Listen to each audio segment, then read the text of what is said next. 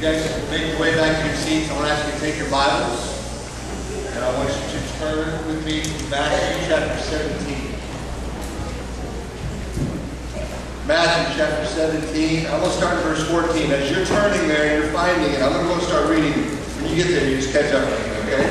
Matthew 17, verse 14 says, when they came to the crowd, a man approached Jesus and knelt before him. Lord, have mercy on my son, he said. He has seizures and is suffering greatly. He often falls into the fire or into the water. Verse 16, I brought him to your disciples, but they could not heal him. Verse 17, O unbelieving and perverse generation, Jesus replied, how long shall I stay with you? How long shall I put up with you? Bring the boy here to me. Jesus rebuked the demon, and it came out of the boy, and he was healed from that moment.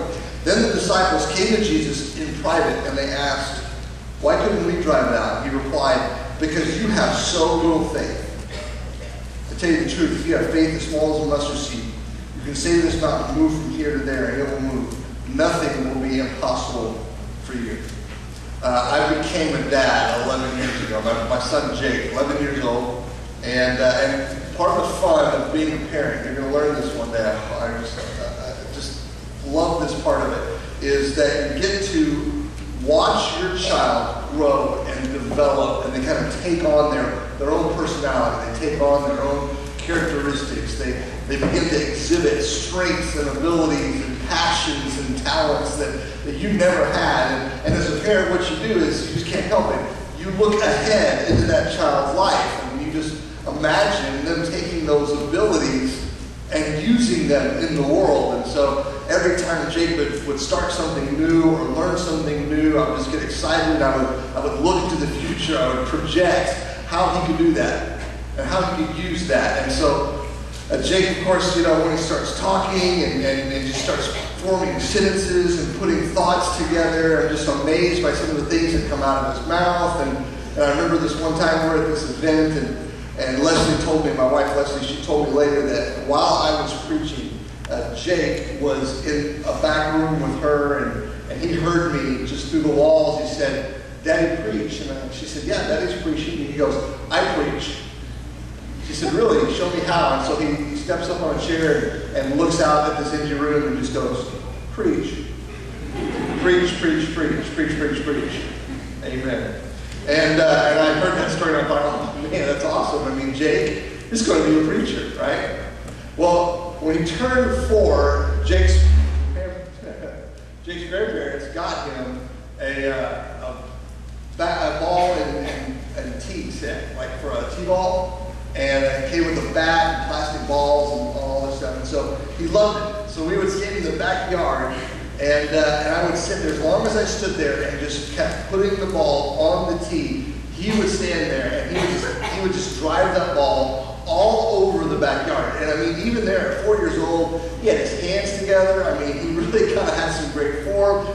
Swung through the hips, threw his hands at the ball, and I'm just looking at him, just crushing the ball. And I'm getting excited because I thought, oh, Jake, you're going to make your daddy so rich.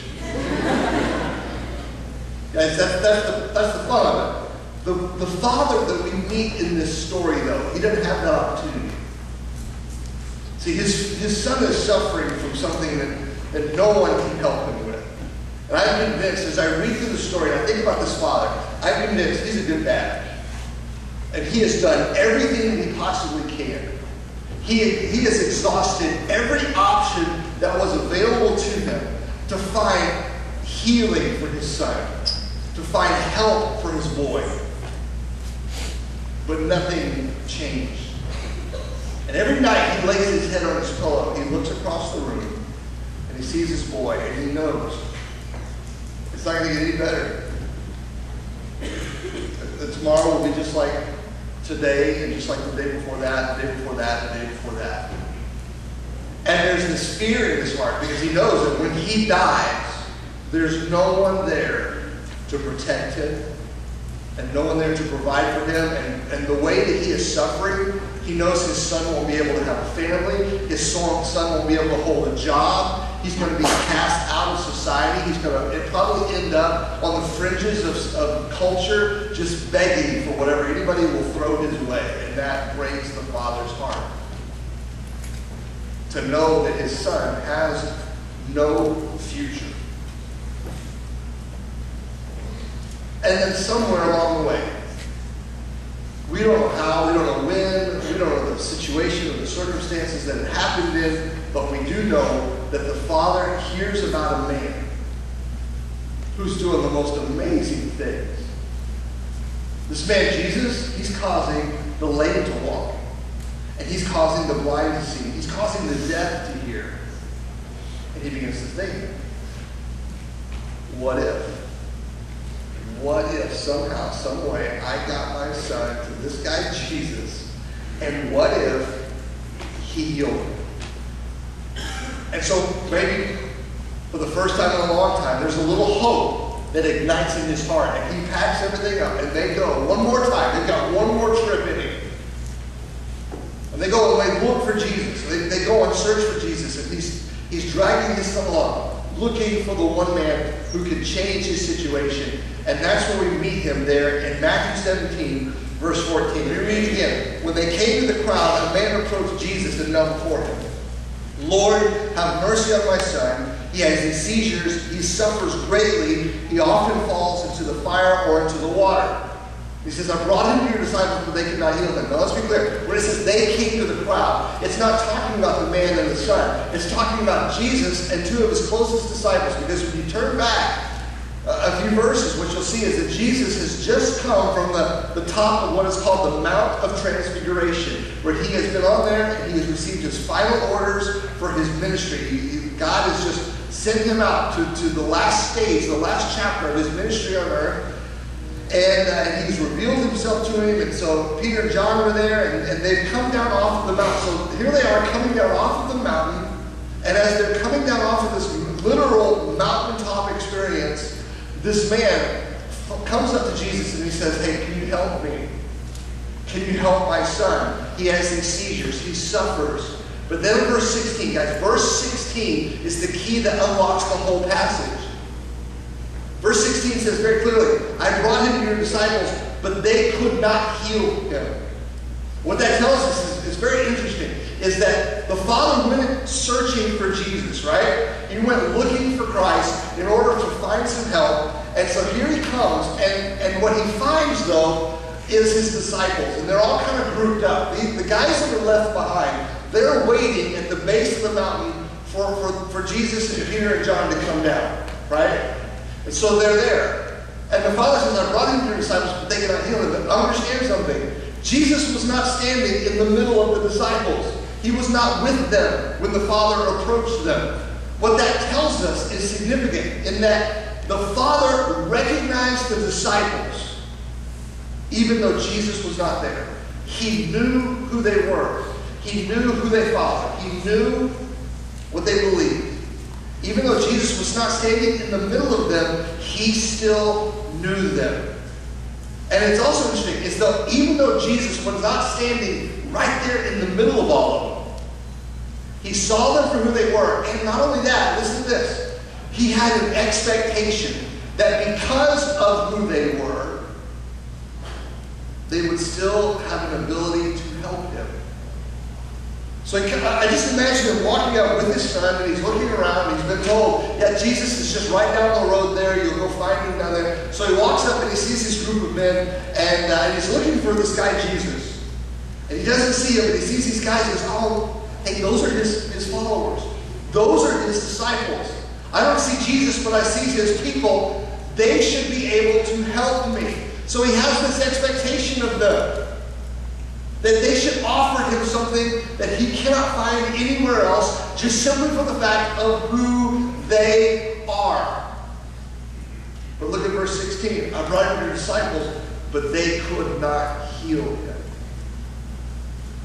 And I'm reading that, and I'm thinking, how often does that happen today? See, I just imagine the Father walking up, and the disciples are standing there, and they're talking, and they're waiting, and he comes and says, hey guys, I know you're Jesus' followers. Can you help my child? Can you heal him? And they look at each other like, yeah. Yeah, we can do that, because several chapters earlier in Matthew, Jesus gave them the ability to cast out demons, to do healing, to help. right? So they know this. They've done this. This is nothing new to them. And so, yeah, well, yeah, we can help. Bring the boy here. So they get the boy there, and they're standing there, they're looking at it like, okay, what are we going to do? Oh, let's hold hands, let's pray over the boy, and they do. So they get around, and they pray over the child. They pray over the son. And I'm convinced, man, it's a perfect prayer. I mean, it's theologically correct. They use all the right words. They say all the right things. And then they say amen. And they step back and they watch. And a seizure takes hold, and the boy falls over, and they're looking at each other like, well, that didn't work. Sorry. What does that have to do with you and me? It makes me wonder, guys. It makes me wonder how often those people that are outside of our faith, those people who do not have a relationship with Christ that many of us in this room have and enjoy, it makes me wonder, how often have they looked to us? Because, quite frankly, like the disciples, many of us in this room, we've made no attempt to hide the fact who we worship or who we serve or what we believe in. Right? We wear the t-shirts, we got the bracelets, we put the fish on the back of our car, we tell everybody about it, we go to the poll, you know. We tell them, hey, we are Christians. And they know it, and they've watched us, just like the Father does. They're watching us. And I think they come to us, and they're bringing their questions, and they're bringing their doubts, and they're bringing their issues, and they want to know what this Jesus, or Christianity, how it answers the deep needs of their life. And even though Jesus today is not standing in the middle of us, they still know us for who we serve and who we worship. And because of who we worship and who they serve, let me tell you something. They have an expectation of you and of me that they're going to see something different in us. They're going to find something significant among us that they've never found anywhere else. And it makes me wonder, how often do they turn and they leave disappointed? I brought him to your disciples, but they could not heal him. And thank goodness he didn't give up. But it makes me wonder how many people have given up when they come to us and they haven't seen anything different about us, anything significant in us that would give them any hope that what we have is real. I brought him to your disciples, but they could not heal him. When Jesus turns and he says, "Oh, unbelieving and perverse generation, how long shall I stay with you? How long shall I put up with you? Bring the boy here to me." Man, he just erupts. This is full-blown anger. Can you hear it in his words? Unbelieving and perverse generation. And at first you read that and you think, man, amen. That's right, Jesus. You tell him, right? Until you realize he's not talking to the lost. He's not talking to the unbeliever. He's not talking to the sinner. He's talking to his disciples. And what does he say to his disciples? He looks at his disciples and he says, "You are unbelieving. And if you are unbelieving, you are perverse." And what does he mean by that? I mean, I can imagine. He looks at these guys, the disciples are standing there and he says, "You are unbelieving and perverse." And I think they get real offended. Sorry, what did you say to me? Did you call me unbelieving? Didn't I leave my home for you? Didn't I walk away from my family for you? Didn't I abandon my job and my safety and my security to follow you? How can you call me unbelieving? How does that work? But he's right. You know what he means by that? When he says unbelieving, what he means is they are basically, and this is what happened there, they're going through the motions without any real conviction. The Father brought the Son to the disciples. The disciples, apparently, according to verse 16, they tried something. They could not heal him, which tells us they attempted something, but the result was nothing. And what did they attempt? We're assuming they laid hands on him, they prayed over him. They did what they were supposed to do. They said the words that they were supposed to say, but nothing happened. And why is that? Because they were just going through the motions, and that's where so many of us get caught. You're doing what you're supposed to do. You're saying what you're supposed to say. You use the right words. You say the right things. You wear the right clothes. You hang out with the right people. But really, deep inside, there's no real conviction. There's no real belief. There's no real anticipation or expectation expectation in your life. You're just playing the part of the Christian teenager. And you play the part so well. Amen. And so there's no real expectation. And let me tell you something, guys. You can look like it and act like it and talk like it, but if there's no real conviction behind it, it is as good as unbelief. It's as if you don't believe at all. Now, the outside looks great, but the inside is dead. And so he says, you are unbelieving. You're going through the motions. You're caught in the rut of the routine of your religion. And not only that, if you're unbelieving, you're perverted. I can see the disciples going, now wait a minute. You just call me perverted. We have some sort of weird sexual connotation to perversion, right? I can imagine, the disciples getting really offended, like, I'm not perverted. Andrew, yes, yeah, he is, but not me. No, not me. Where does this word come from?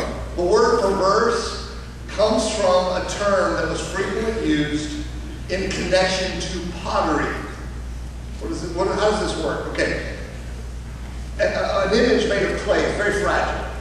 Even when it's been fired and glazed, it's still fragile, but the process, all the steps leading up to its being useful, it's still very fragile. Things can happen. It can become distorted, it can become cracked, it can become chipped, it can just be outright broken. And the potter had a word that if the vessel, the pot, the pitcher, the lamp, if it got cracked or twisted or distorted or broken to such a degree that it could not be used, it was useless. You would hold it up and he would say, it is perverse, and he would put it onto the pile. That's where it comes from. Ultimately, the word means useless. And man, that makes perfect sense, because when we are simply going through the motions of our religion, when we're just playing the part of the Christian teenager, and we don't really believe anything about it, we don't really have any conviction behind it, then guys, listen, we're useless. The disciples went through the routine there. They went through the motions. They said what they were supposed to say, but ultimately they were useless to the Father, they were useless to the Son, and they were useless to God and His glory. Nothing happened. And so he looks at him and says, you are unbelieving and you are perverse. Bring the boy here to me. And he rebukes the demon, and it comes out of the boy. Right? He just takes care of business right then. And the Father and the Son, they go away, and their story is basically happily ever after. Right? The Son is restored. He can have a future. He can have a life. The Father can lay his head on his pillow knowing that the Son will be okay when he's gone. End of story for them. But that's not the end of the story for the disciples. Verse 19, then the disciples came to Jesus in private. When everybody else was gone, everybody else had cleared out, they came to Jesus in private, and they asked the question, why couldn't we drive it out? Why didn't it work for us? You know what? Some of you in this room, and I'm venturing to guess a lot of you in this room are asking that same question. See, what happens is you have been to events like this and heard speakers like me get up and stand on the stage, and I paint for you this picture of what it is to be a Christian in America, right? What it is to be a God-following, God-honoring believer. And you're going to go home, and then you look at yourself in the mirror, and you know yourself. When no one else is around, no one else is looking, you know who you are. You know what you're capable of. So you know. And you don't see that person in the picture. You don't see that person in the mirror, right? And so you hear all these stories about what God should be able to do and how Christians should live. You hear all these testimonies about how God uses people and how everything seems to work out for them. And you look at it and you go, why is this not working for me? Why is it that the Christianity I'm living with every single day doesn't seem to be the same Christianity that other people talk about and other people preach about? That's the heart of the question. Why isn't this working? I've been told it should. I've been taught how to make it work, but it's not working. for me? What's missing? That's a good question. That's a good part of it. What's missing here? What element? Do I need to read more? Do I need to pray more? Do I need to study more, or go to church more, or give more, or serve more? Just tell me, what part of it is missing, and I'll do it so that I can have that experience that seems to be so elusive for me. What's missing? You ever had that gnawing feeling in the pit of your stomach? That something's missing, something's not right, something's out of place, and you just can't put your finger on it, you don't know exactly what it is? That feeling you have when you're driving to the airport and you're running through the list in your mind of all the things you needed to pack, and you just can't shake that feeling that something's not there that you need. Something's out of place. Okay, I've got a confession for you. Everybody has their guilty pleasures, and one of my guilty pleasures in life is Taco Bell. Okay? There's something about cheap and abundant Mexican food that just, it's my love language, I guess. I don't know. So here's the problem though. My wife, my beautiful wife, she does not really enjoy Taco Bell to the same degree I do. So I don't get to have it as often as I would like. But there was this one weekend where my wife, she packed up and went to visit her family up here in Arkansas, and she left me at home. And I got to kind of be the bachelor for the weekend. And so she goes to see her family, and she's out the door and said goodbye, and within about 4 minutes, I am on the couch, spread out, remote in hand, just slumming. And I'm flipping through channels, and I'm thinking to myself, oh, I'm already hungry. What do I want to eat? And I'm thinking through, what can I have? What can I have? And in the distance, I hear the ringing of a bell. I thought, oh, I know where I'm going. I'm making a run for the border. That's where I'm doing. So I got up and I got in the car and I drove to my ATM. And I got a crisp, clean $20 bill out. And I drove to my local Taco Bell and I went through the drive-thru.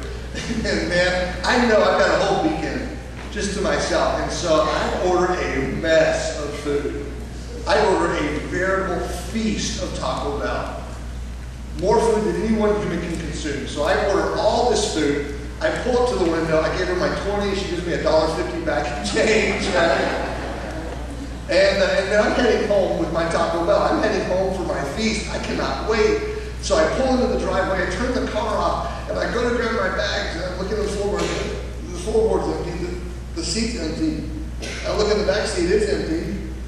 And I'm looking at it and going, where's my Taco Bell? And then suddenly I just remembered what happened. I pulled through the window, I gave the lady my money, she gave me my change, and I drove away.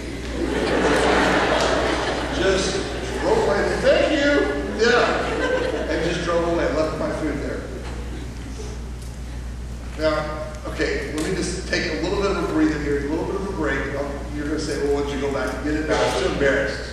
Too stupid and too embarrassed to go back and get it. So what'd you do? Well, I went and got another $20 bill out. I went to another Taco Bell. And I got all my food in the end, right? And like 2 weeks later, Leslie's like, $40? What do you spend $40 on? Taco Bell. You spent $40 on Taco Bell? No. I only ate 20 of it. I get 20 away, right? But the whole thing, it's one of those moments, the whole ride home, I know something's wrong. I know something's missing. And it wasn't until I got there, it wasn't until it was too late, I figured it out. Some of you right now, my fear for you is if you've been going through your Christian life up to this day, and you've had that same gnawing feeling in the pit of your stomach, what's missing? Why isn't this working? And Jesus tells me, verse 20, why couldn't we drive it out? He says, here's the problem. It's because you have so little faith. I tell you the truth. If you have faith as small as a mustard seed, you can say to this mountain, move from here to there, and it will move. Nothing will be impossible for you. It's about faith. The reason it's not working, the reason it's missing is because we're missing faith in our life. Now here's the problem. We hear that, and I think we are operating from a distorted definition of what faith is. See, I think because of what's happening in our Christian culture, what's being taught over much of the airwaves and on TV preachers, is that what faith is in our life is faith is like heavenly money. Right? Faith is heavenly money. What happens is there's this exchange that takes place. Is that what you do is you go to church, you read your Bible, you give money, you pray, you serve, and what God does is God will then give you this faith, this heavenly money. And what we do is we acquire all this faith through our activity, through our religious movement. And we take all this activity from all of our religious work, and we are paid off in faith. And when we take that faith and we store it up and we put it away, and then what happens is we're told that whenever we need God to move on our behalf, we need God to come through for us, we need God to answer a prayer or heal a disease, what we do is we take that faith that we've accumulated through our religious activity, and we go to the bank, we pull it out, and we give God our faith, and we say, here God, here's my faith, now do what I need you to do. Here's the problem with that. God, as God, is sovereign, and God does what he wants to do, when he wants to do it, and how he wants to do it. It makes no difference how or what you want. It is always going to be based on what God wants and how God wants to do it. You don't control God through your faith. It's like, then what's the purpose of faith? How do we use faith then? Here's the thing. What faith is faith is the trust and the surrender to the will and the sovereignty of God, even if you don't understand it. Even if you have no idea where he's going or what he's doing. Your faith is when you say, I'm good with that. Some people will actually say, if you're diagnosed with a disease and you die from that disease, it's because you or the people who were praying for you, they didn't have enough faith. That's bull. It's the worst kind of bull. What about the faith that it takes for a young father diagnosed with cancer to continue to be faithful and to love and to praise and to glorify his God, even when he knows he's not going to be around to see his daughter walk the aisle? Where's that faith? That's more faith than if there was a cure. That's the faith that says, God, I don't know why you're doing this to me. I don't know why you're doing it to my family. But you know what I do know? I do know you're good. Right. And because you're good, I trust you. I don't understand you. I don't know why this is for my good. I don't know why it's for my family's good. I don't know why it's for your glory. But I trust you. Even though it hurts, even though it's hard, I trust you. It is surrender to what God wants to do. It's not you manipulating or using God to get him to do what you want him to do. It's you saying, I give up. See, we read this and we think, if I just have enough faith, I can make the mountains move. That's not the point. The point that Jesus is making is that even a little bit of faith in the right place can move mountains. It's not about the amount of faith, it's about how much faith is put in the right location. And here's the thing, when faith is about us, acquiring faith and earning faith, ultimately that's about you and me. Our faith is not in God's will, and our faith is not in God. Our faith is in our own religious activity. Our faith is in our own effort. Our faith is in our own power. And faith, listen guys, faith is only as strong as the object in which it is placed. If you take, that's the point, if you take a mustard seed of faith and place it in the right place, you can move the mountain. But you can have a truckload of faith and you put it in yourself and you'll do nothing. Nothing happens. And that's the problem.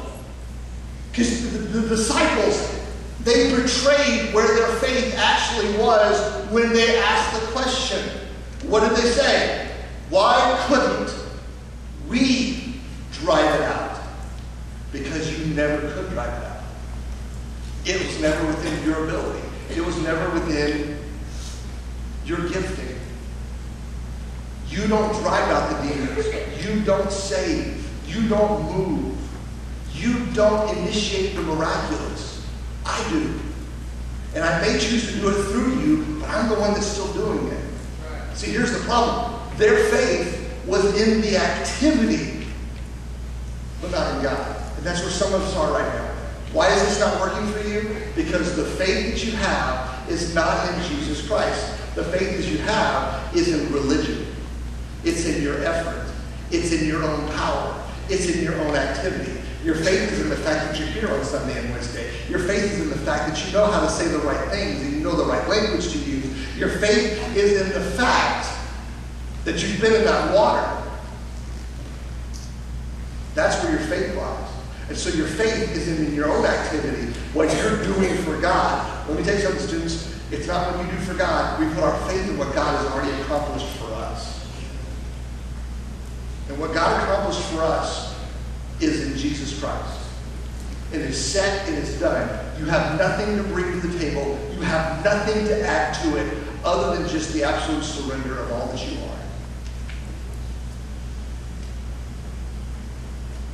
Jake used to, he's 11 now. He's about this tall. And he's just as big as a horse. He's just strong. I was telling somebody the other day, I mean, he's perfect linebacker material. Just thick and strong, low center of gravity. I mean, when we wrestle anymore, I mean, it literally hurts me. And I'm just like, time out. Daddy needs to catch his breath, right? Daddy needs to bend his ribs, okay? Because he's just strong and big. But there was a time when we had this game when we played together. I never came up with a good name for it, other than throw me as high as you can. And what he would do is he would see me walk into a room, or he'd see me there. His eyes would just light up, and I knew. I mean, just from a distance, I knew what was happening. And just in a dead sprint, he would run to me, just run straight at me. And right before he got to me, he would throw his hands up. And I knew what I was supposed to do. I had to brace myself first. So I got down, got my legs locked, and grabbed him underneath the arms, used everything that I had. My legs, my back, my arms, and I just launched that kid into the air. And for Jake, the higher, the better. He loved it. And my favorite part about the game wasn't when he just ran to me with his big smile on his face, right? I loved that. But my favorite part was as I just threw him into the air, there was this split-second moment where he just hung there, weightless, before he began his descent back through the atmosphere. He was just hanging there. And there was just this exhilaration on his face. Eyes wide, mouth with a huge smile, hair standing on end, just like... And I loved it because there wasn't a hint of fear or worry or anxiety on his face.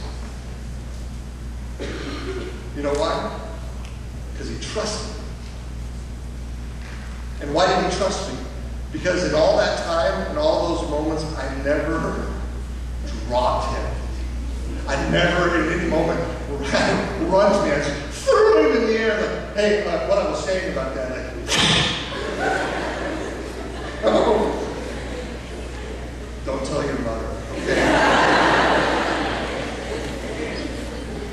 Never once. Every time I threw him, I caught him. I mean, we don't do it anymore. He'd kill me if we did that. But I was batting 1,000, man. I never dropped him. And he trusted me because of it. I never gave him a reason not to. Then my daughter came along, Ellie, my little girl. And I'd forgotten how we had gotten the game with Jake. And so Ellie, one time when she was 2 or 3, she just runs up to me, and I'm like, oh yeah, we're doing the game, right? And so I just grab her like, wham! Just throw her in the air. And she's like, ah! Just fear, just utter terror on her face. And I thought, what happened? We're just playing the game. But I remembered. See, when Jake and I started playing the game, the first time I threw him, I didn't throw him to the ceiling. It was kind of bouncy, right? Then a little higher, a little higher, a little higher, a little higher, and we built that trust up. And then poor Ellie, here she comes, like, yeah, let's go, whoa!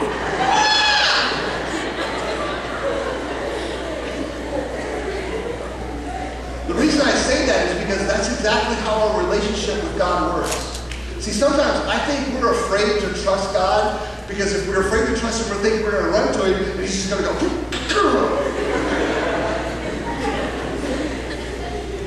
It doesn't work that way.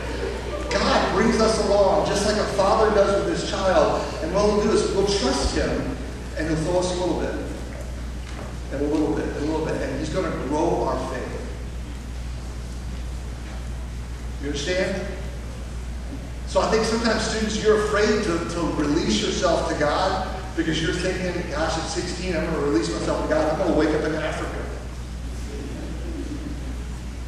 You know, one day you may. But it's going to come after a period of God growing your faith and showing you, moment by moment, how you can trust Him. You can trust Him with your future. You can trust Him with your decisions. You can trust Him with your goals and your dreams and your life. You can trust Him.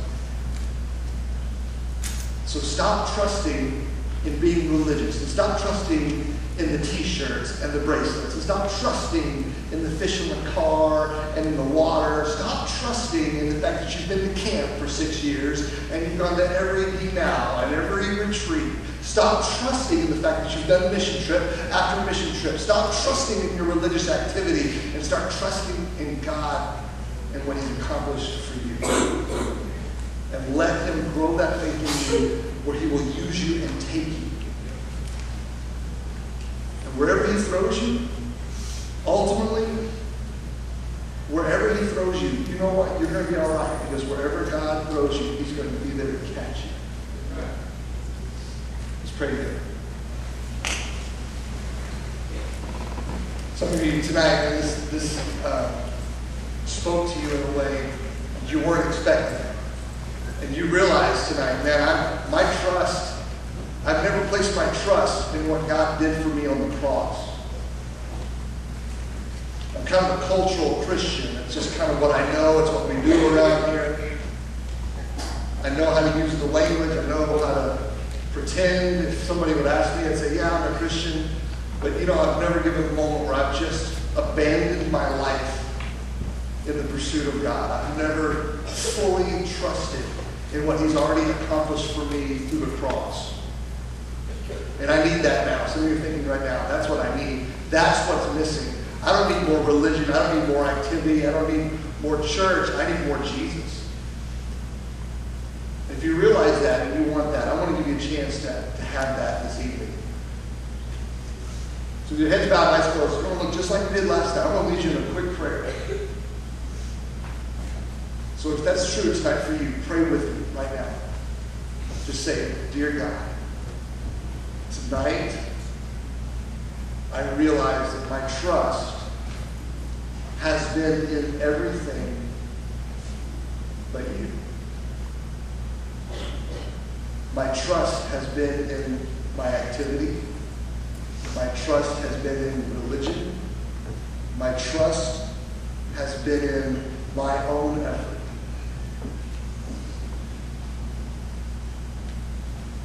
I cannot save myself.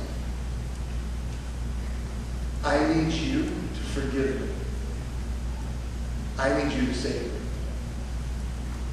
So tonight, for the first time, I trust you.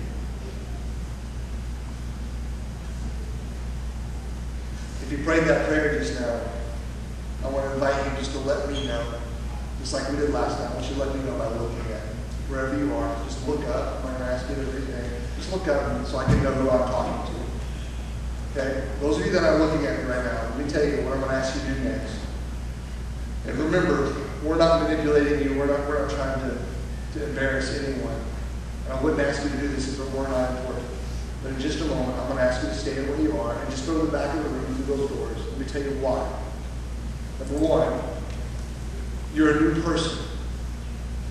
What God has done in you tonight, you're going to spend the rest of your life trying to unpack. I mean, it's so amazing.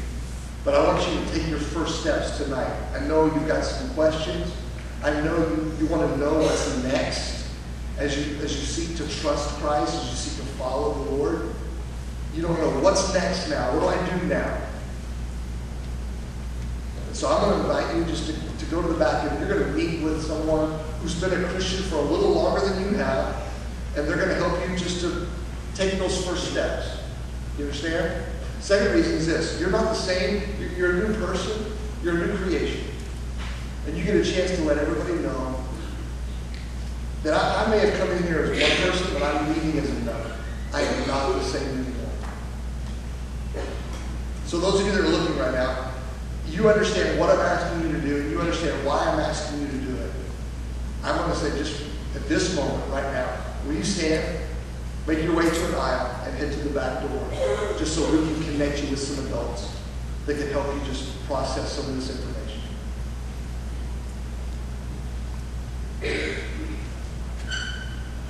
We'll have somebody back there who will pray for you. Okay?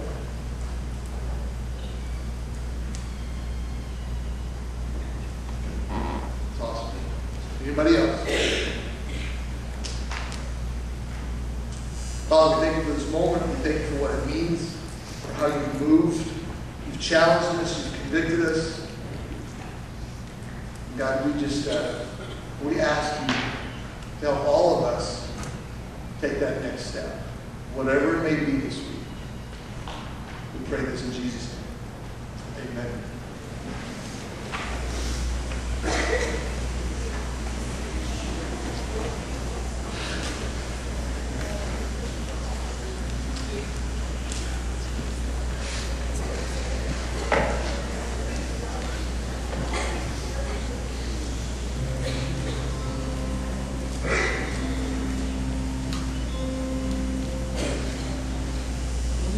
Your grace.